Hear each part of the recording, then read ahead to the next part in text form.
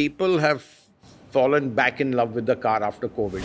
Hatchbacks and SUV is a very interesting transition for Indian market. So the feature that really is in demand is the sunroof, which has taken everyone by storm. Intending to buy versus paying to buy is very different.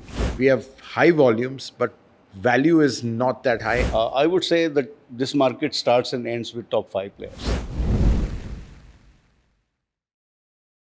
4.23 million cars sold in the last financial year. Now, that's an absolute record for the Indian passenger car market. That's what we're going to be talking about in this week's podcast, brought to you by Kotak Mahindra Prime. And this week, we also have our first guest. We have Ravi Bhatia, the President and Director of JATO Dynamics India. And Ravi is the man behind the numbers. So while we've got this mega figure, there's a lot more, and we're going to be looking beyond the numbers. So Ravi, 4.23 million, 8% growth seems like, it's absolutely fantastic. Yeah. But, looking beyond the numbers, what trends are emerging? I think the first thing one sees is that SUVs have dominated the market. And for the first time, they've overtaken hatchbacks. We never thought that would happen because this is the first time it's happened since the Maruti 800 was launched. That was something unexpected. So, do you think this is a trend now that's definitely here to stay? I think the first thing we have to talk about is this tremendous recovery post-COVID. We went down to 2.7 million, and from there, a rise to 4.2 is quite amazing. We have caught back all the shortfall that happened because of the COVID. And also the K-shaped recovery that industry has been talking about has helped change the structure and contours of the car market. So first thing, as you rightly said, is that hatchbacks and SUV is a very interesting transition for Indian market. But the purists in the car industry talk about SUV very differently than what the industry and consumers have started talking about. So what you are beginning to see are a design crossover of hatchbacks into SUVs. Basically, they're hatchbacks just with some SUV cladding and a higher stance and that sort of thing. And what that has allowed the designer to do is to distinguish the hatchback segment into something which is a fake SUV. We call it SUV still in India. But this packaging has a value for OEMs because they're able to package a lot more features into a SUV rather than what they were able to do. And you can hatchback. Premium price it also, so there's a higher margin on SUVs, which obviously manufacturers want. Yeah. And if you see the price change which has happened in the belly of the car market in India has moved up. We always used to talk about the belly being 5 to 7.5 lakhs. Now it is almost gone 6 to 10 lakhs. So people are buying cars between 6 to 10 lakhs with about 8.5 lakhs being an average. So that's a very good thing which has happened. It has done good for the industry. What about sedan lovers? Because clearly there's no choice for them. In fact, I get a lot of queries on people wanting sedans, and there's absolutely no choice, especially in the segment above the Verna. Straight from there, you jump to the Camry. There's absolutely nothing. It's a wide vacant space, and that's a bit of a shame, really, because people are then forced to buy SUVs or make do with a mid-size sedan, which really isn't as luxurious as something they could well afford. Something in the upwards of between the 20 and 45 lakh bracket. There's absolutely nothing.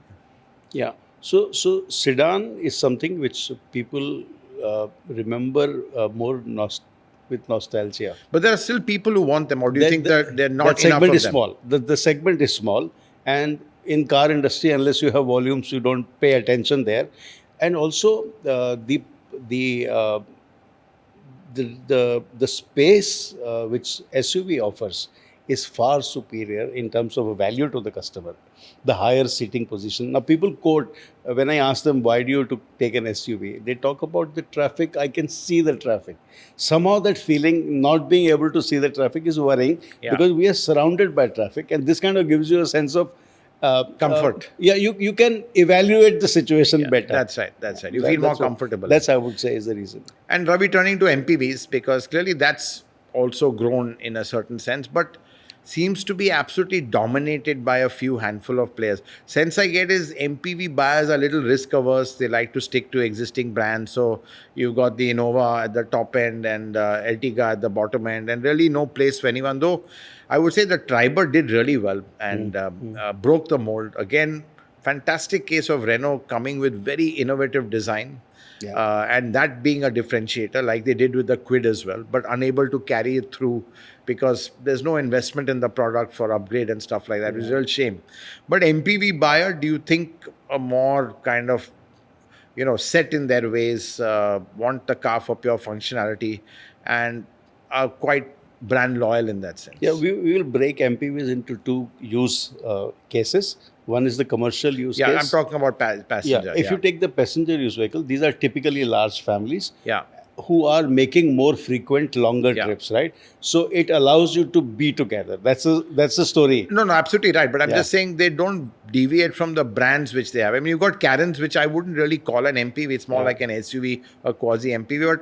But the MPV, as you know, Innova, really the king of it. It's a safe choice. Yeah, they go for safe choice. They are not willing to experiment beyond. Exactly. So the MPV buyer is like that. Unlike an SUV buyer who's a little bit more individualistic, adventurous, that sort of thing. So that makes it very difficult for anyone to crack the MPV market given this. Yeah. And maybe we don't see too many players coming in. But it's a lucrative market, isn't it? It's very profitable. Right. It's more profitable than an SUV. Really? For the car companies. And why is that? I mean... I think the length doesn't go very high. Right. The seating capacity goes up. And you don't have to pack too many expensive features in it. Yeah, and the price is very good. Price point is very good. And they want more functionality than the gizmos. They want a seat which can be reclined, air on the face, air conditioning and seating comfort. Nothing else is required. But Ravi, just rewinding a bit, you said from 2.7 million to 4.3. Obviously, we had COVID, which really kind of disrupted everything.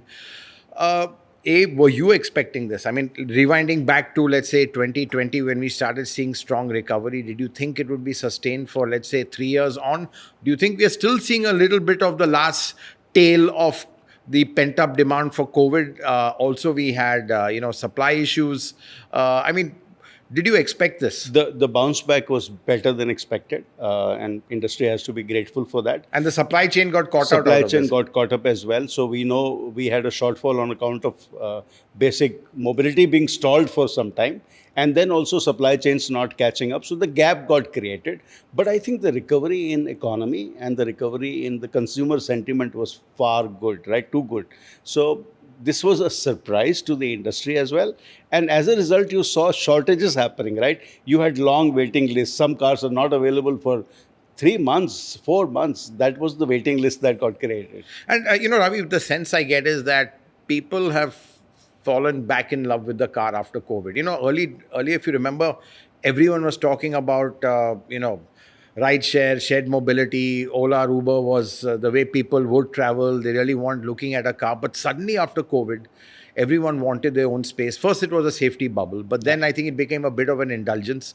So I wanted to get your sense, looking at your data, are we seeing also it's that the top end variants now where people are willing to splurge and indulge just to get all the features and everything that they want? Yeah. We have seen a varianting strategy of automotive OEMs significantly changing. There used to be a time when we used to talk about 3 variants per car, a lower variant, mid variant and top variant. And now we have a situation where cars are more than 100 variant, like in case of Nexon. Right. So you're going beyond 100. So, But it's interesting, sorry to interrupt there, it's interesting, you've got these many variants, but some things don't change, and that's a powertrain.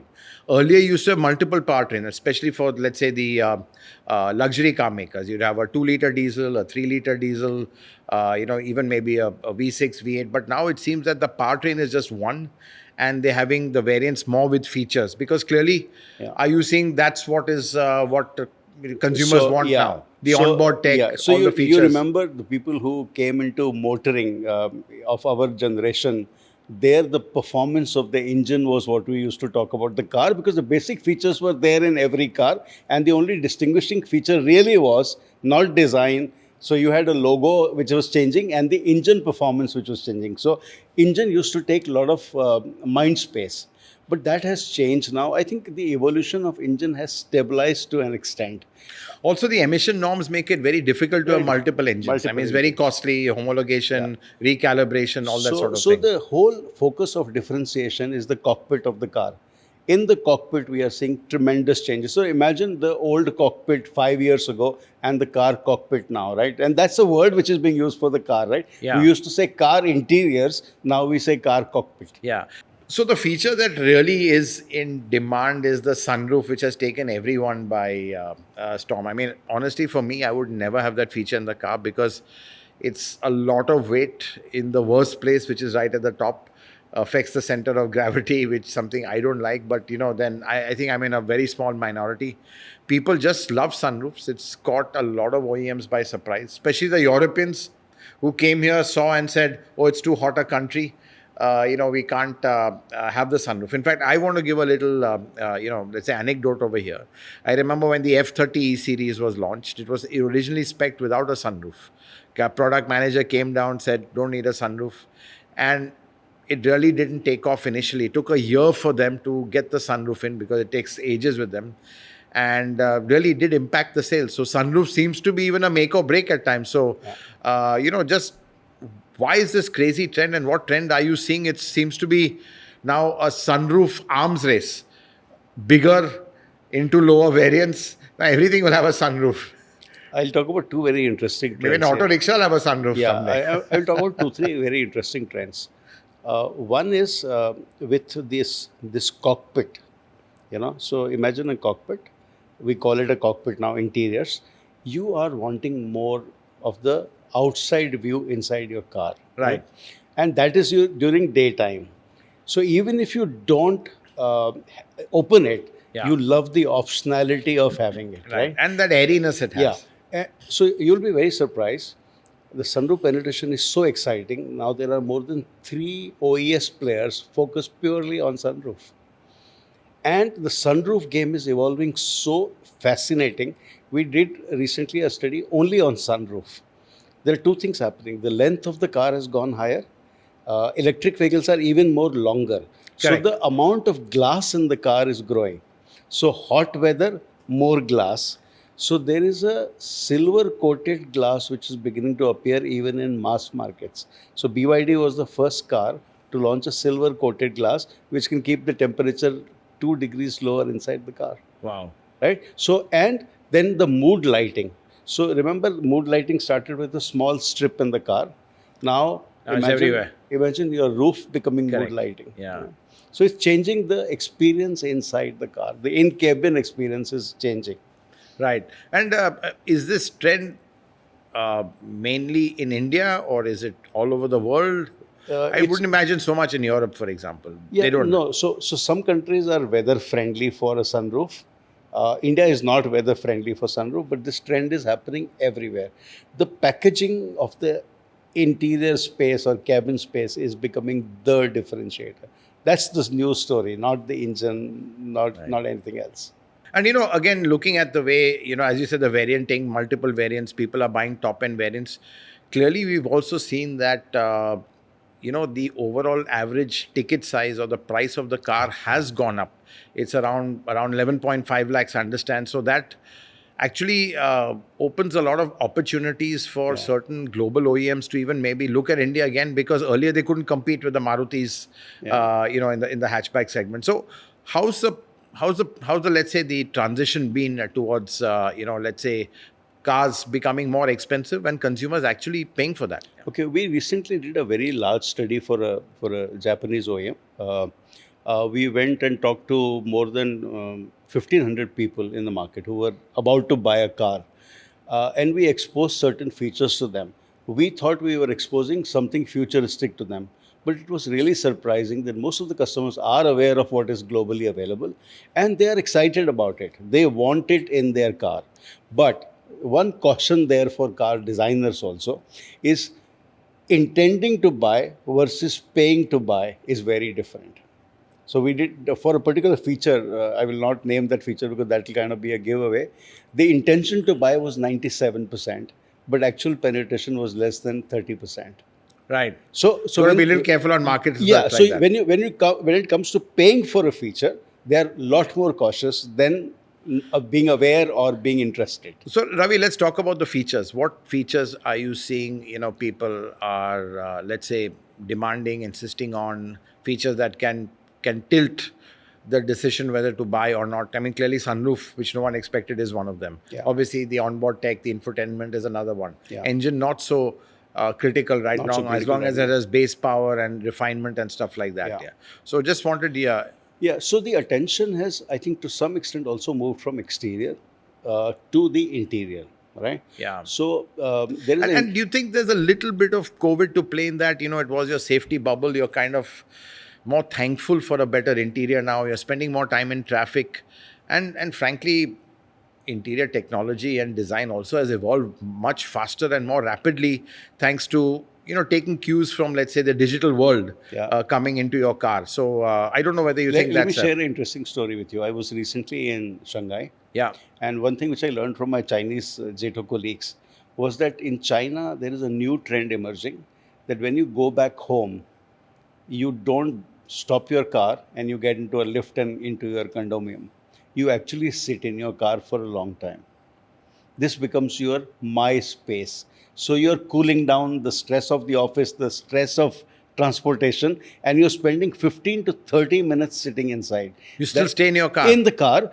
That's why you are getting gaming into the car. Right? So you're getting steering wheels which are gaming.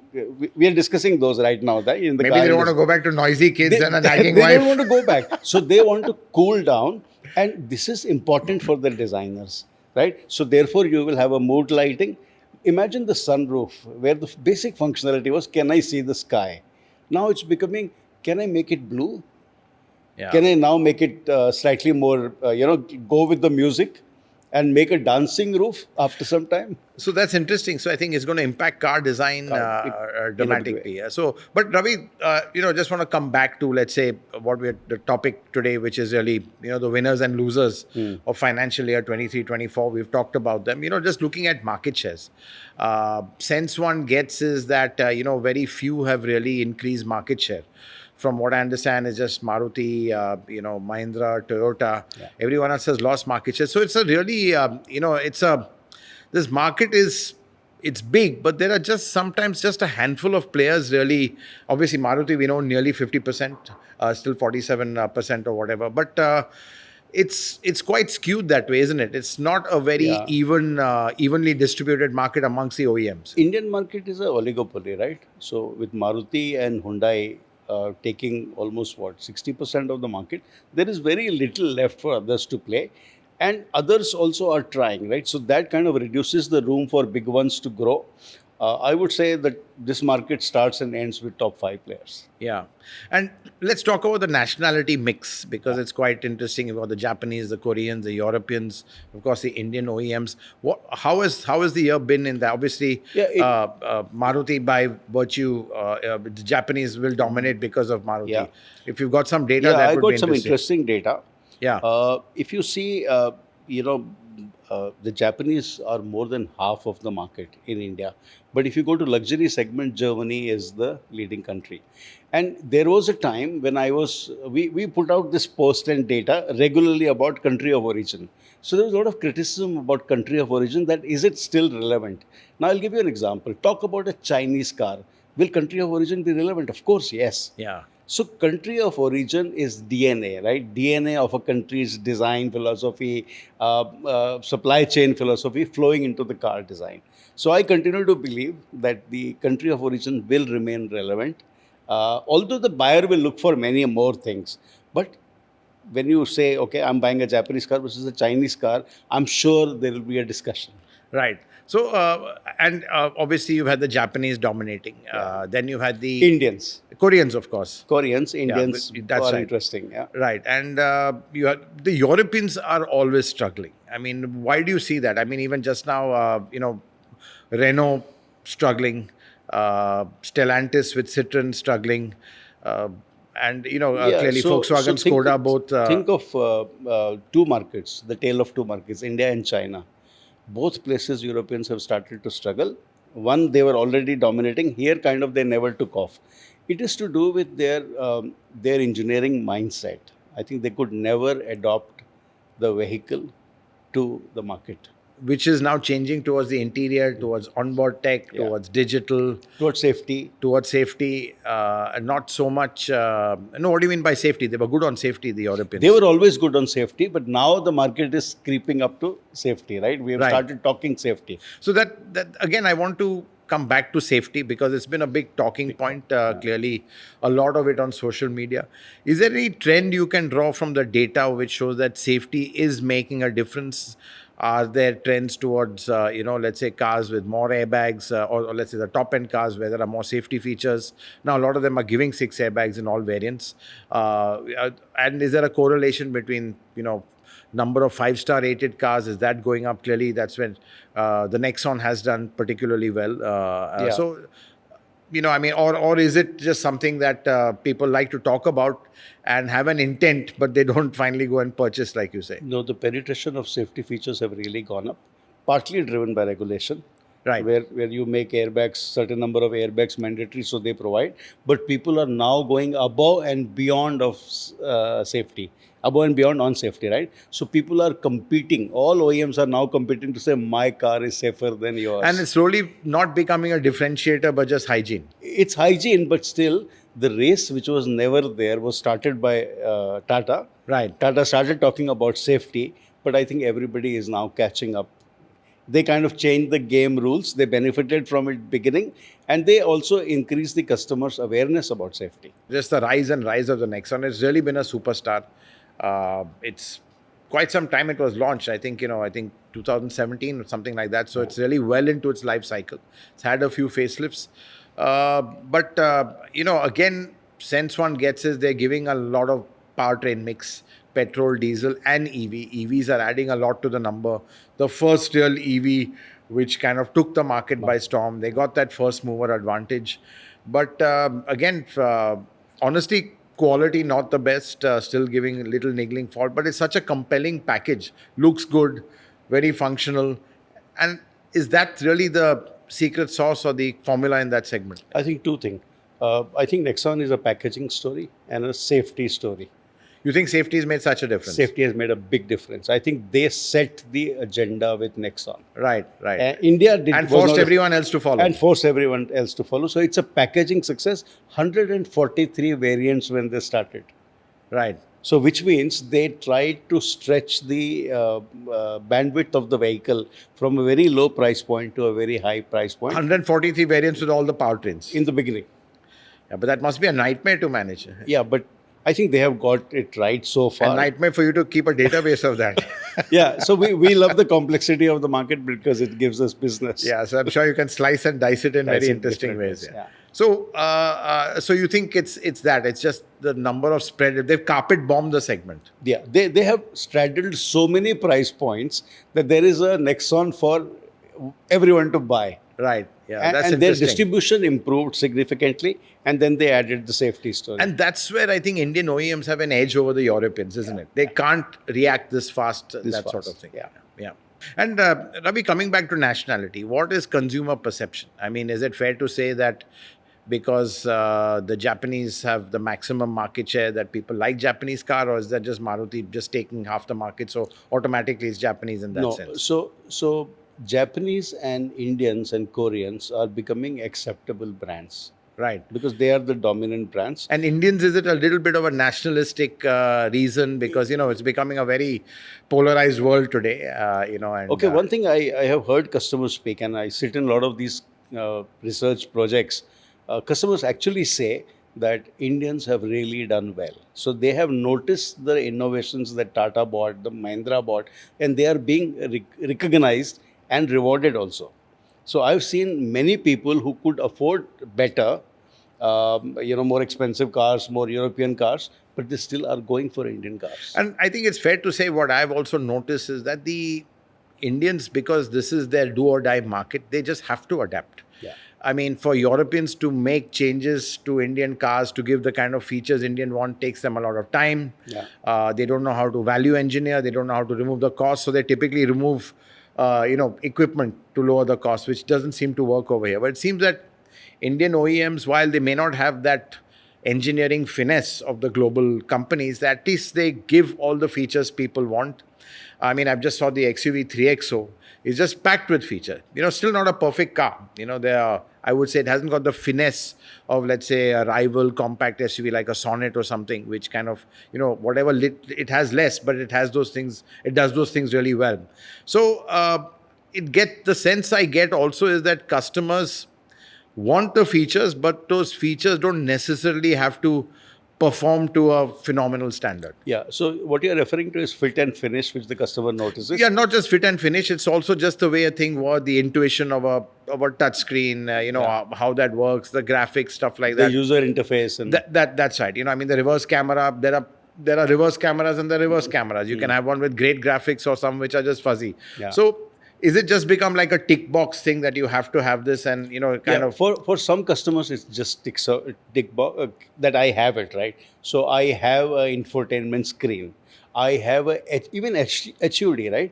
Very basic level of HUD is considered HUD is Yeah.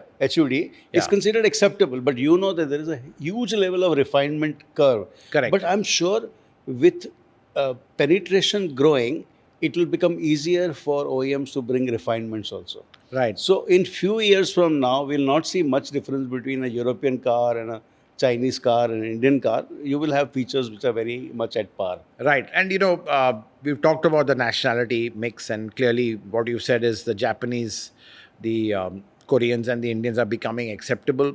Europeans seem to be losing out, and they don't seem to be gaining ground back again. Yeah. So clearly maybe that cost structure is a bit of an issue there. But I want to talk about powertrains right now.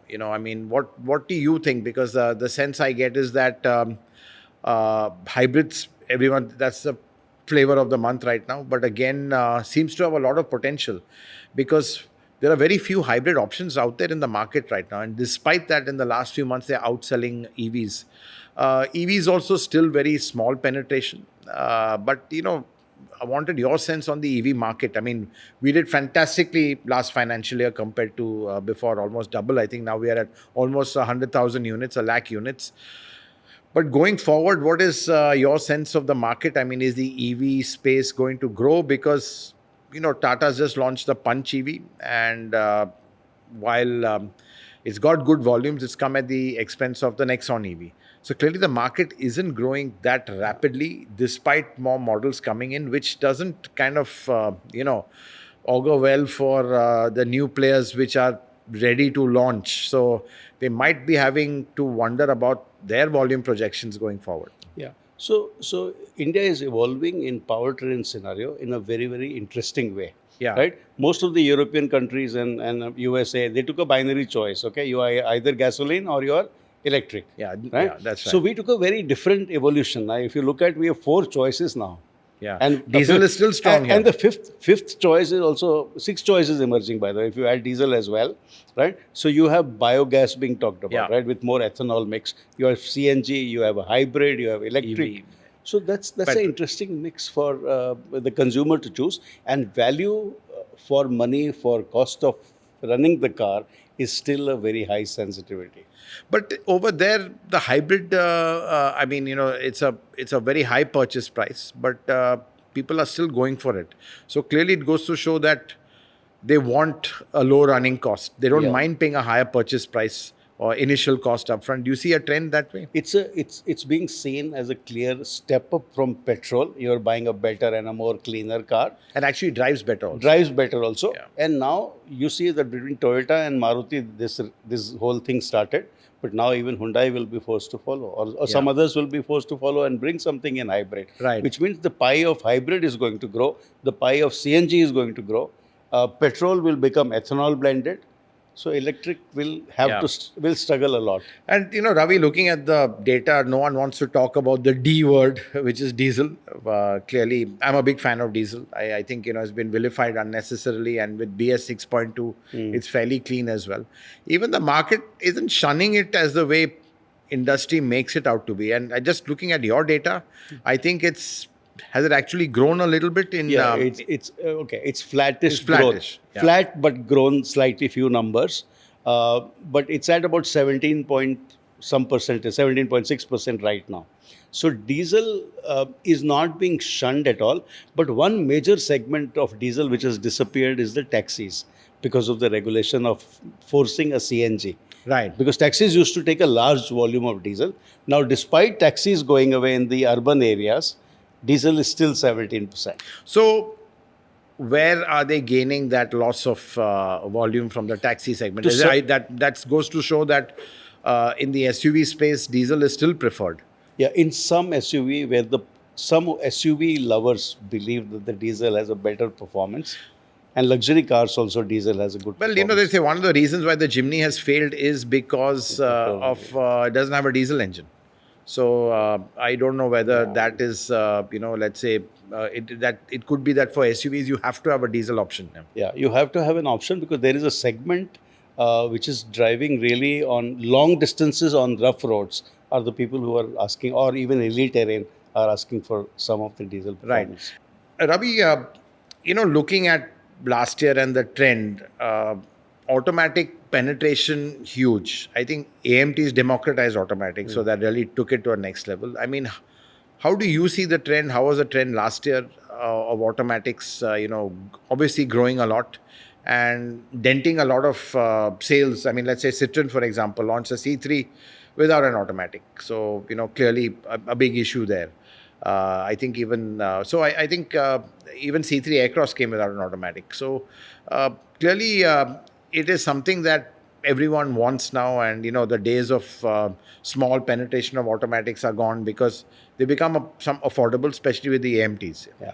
So urban market size is about 55%, and remaining is rural and suburban and rural, which is 45%. If you take this 55%, the use case for automatic is very strong because Right. the kind of traffic we are getting is nightmarish. The price has become reasonable and the penetration has grown significantly. And in rural, there's not so much demand so for much. it. Not so Okay, much. fine. Because we don't include in automatics are EVs because they're actually the best automatics. Yeah. So I'm sure you don't include that in the automatic No, we mix. don't. We don't. Yeah, correct. So, but technically they are automatics Yeah, as well. yeah. And just looking at the overall performance of all the players, Maruti at the top. You've got the Korean groups, you've got the Indians. Doesn't look like the structure is going to change anytime soon. We can't see any disruption. Maruti this will remain an oligopolistic market. You will have top 5 players dominating the market, and the others will remain a niche player, a long tail in the market. This could alter if the Chinese were to enter in a big way.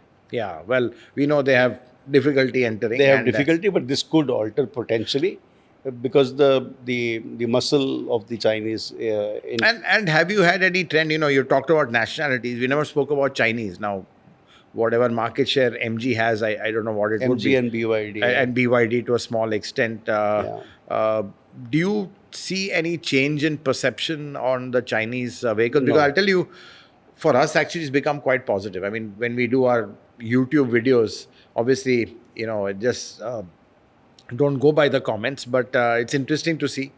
Earlier, after Galwan and all, there was this big nationalistic thing that how can you buy Chinese, that sort of thing. Yeah. But right now, when we did the BYD, it was the opposite, saying that fantastic quality, they're going to dominate, they're going to rule. So I don't know where the consumer stance seems to be quite fickle. They finally want the best product at the end of it. Yeah. So there is a narrative building about the packaging of Chinese cars.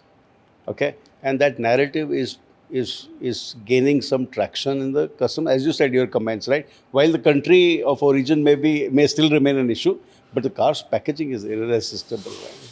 You look at the recent launches which have happened from BYD, very interesting products. Yeah, that's right. Yeah, BYD, in fact, globally has kind of even shaken Tesla. So absolutely. And Ravi, let's talk about the luxury segment. In fact, what we love about your data, you really I think the only one to give us model-wise splits of the luxury segment. Don't know how you get that data. Would be interesting to know. But we've seen that, let's say, BMW, for instance, I think only 25% of their vehicles are SUVs. The rest are sedans. Mercedes, a lot more. Is this a brand thing, or is it just availability of models at that time? Yeah. So let me just talk about luxury. The market is not very large in India. Yeah, very small. Yeah, it's sustaining its size. It's growing very fast, but on a smaller base, and it's really down to the K-shaped recovery which happened. So customers really, there are the SUV is now crossed almost 55-60% in that segment as well. But overall, people are constrained by what is available. When you speak to even the OEMs and product heads of these companies, they say that the limitation is we sell what we have. Right? But customers are beginning to lean towards more SUVs, and they want more features, more better cars. But the So even in the choices are luxury space, they're leaning towards SUVs. SUVs. Right. Ravi, let's talk about specific models. Fortuner, it's almost 60 lakhs on road, but it just continues to sell. Is it a combination? The sense I get is a combination of, it's so reliable and there's no value or price you can put on reliability. People just keep buying it. I think There's no competition also. Yeah, Endeavor's gone. Fortuner is if it was a stock, it would have been a wonderful script to buy. Exactly, because you can imagine the margins Toyota's The making on margins it. Toyota's making, and I think they were helped by Ford Endeavor kind of disappearing. That's right. At the other end, we've got the Eeco, which again comes into top 10. I mean, who would have thought that vehicle would, have so much appeal? But who's buying the Eeco? And I think, again, like the Omni, which people loved for generations. I mean, I've heard of, the Omni ran for 3 decades and more. People were on their 5th, 6th Omni. They just kept buying a new one each time. But do you think it's similar with the Eeco? It's just one of those things you can't go wrong with. So people who want basic transport. And there's a different set of buyers over there. In fact, I remember R.C. Bhargav would say there's an India and there's a Bharat. So I think you've got models for different markets as well. Yeah, Eeco lends itself beautifully as a tool of trade, also as a personal large family vehicle. It fills both these spaces, and in terms of price positioning, it's amazing, right? I personally, when I'm hiring a taxi out of the airport, I look forward to the space. Yeah. Right? Because it allows you to put your baggage in a very comfortable position. It's easy to enter, easy to exit. So it is an amazing, spacious vehicle which has both functionality as a taxi, as a tool as a carrier of goods, and also as a personal mobility vehicle. Ravi, just winding down, your outlook for the next year. Obviously, sales, I don't think much is going to change because, as you said, the top 5 will be the top 5. Top 5. Volumes, do you think we're going to see a big change? I think the market will take a breather. We think a flattish market will be the result. We have absorbed the shortfall or the backlog. The market will remain flat in this year. And one thing which is key for, this is, before we end, I think one point we've not talked about, and I think when we were chatting before we got into this podcast, is a very interesting point you had raised: value versus volume. We have high volumes, but value is not that high, and that really is probably the biggest barrier for OEMs to enter, and sometimes the reasons for them to exit. Ford, GM, you just can't make money in this market because the ticket size, it's still low. I mean, it's gone up to about 11.5 lakhs as an average, but still the margins, it's a very low margin game. Yeah, we did a study recently. If you compare it with America, we are 1/4. If you compare with Europe, we are 1/3. If you compare with China, China is 2.7 times average weighted car value. So we are 1/3 of the car market in terms of money. So if you do a ranking of India in terms of value of the cars sold, we are probably the 14th or 15th. Wow, yeah. And that we don't talk about, but that's quite important from a business point of view. Yeah, from return on investment, from the revenues that the car companies can make in India, from the size of financial services market, it's very important. And that's what they say. I think our customers, we are the toughest in the world. We want all the features and we don't want to pay for it. That's why a big market, but a very, very tough market still to crack. So thanks, Ravi. Thanks for talking to us. And thanks, everyone, for tuning in and watching this episode of Deep Drive. Tune in again next Saturday, 11 a.m. See you.